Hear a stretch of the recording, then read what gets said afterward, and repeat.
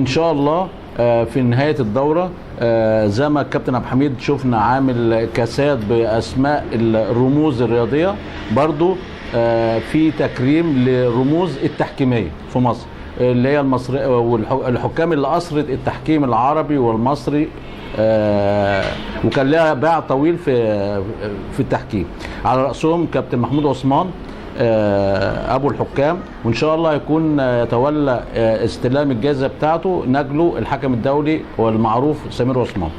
وباذن الله هنكرم برضو قامه كبيره من قامات التحكيميه الكابتن المرحوم عبد الرؤوف عبد العزيز، وهيستلم جائزته ان شاء الله نجله الحكم الدولي المعروف الكابتن ياسر عبد الرؤوف.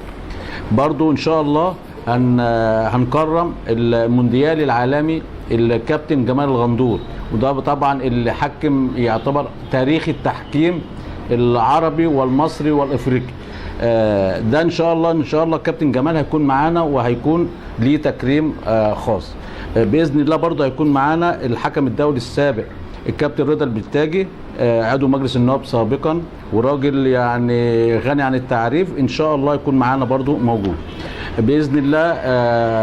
هنكرم الدكتور عزب حجاج المدير لجنه الحكام في لجنه الحكام الرئيسيه. معانا باذن الله برضو العميد حكام العالم الكابتن ايمن دجيش، ده باذن الله هنكرمه من ضمن المكرمين.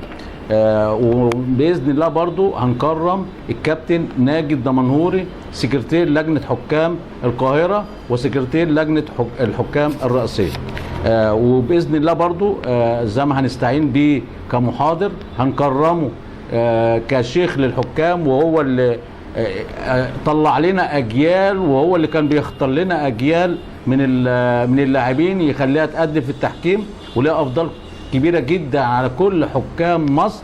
الحكم والمحاضر الكبير الكابتن خليل حامد، ودول ان شاء الله دول مجموعه الحكام او الرموز التحكيميه اللي هيتم تكريمهم من خلال الدوره اللي نظمها الكابتن عبد الحميد العجوز، صاحب ومؤسس شركه وادي النيل للخدمات الرياضيه. وباذن الله المجال مفتوح لتكريم جميع الرموز التحكيميه اللي اثرت التحكيم وكان لها تاريخ كبير جدا في التحكيم، ان شاء الله هيكون لهم برضو تكريم معانا.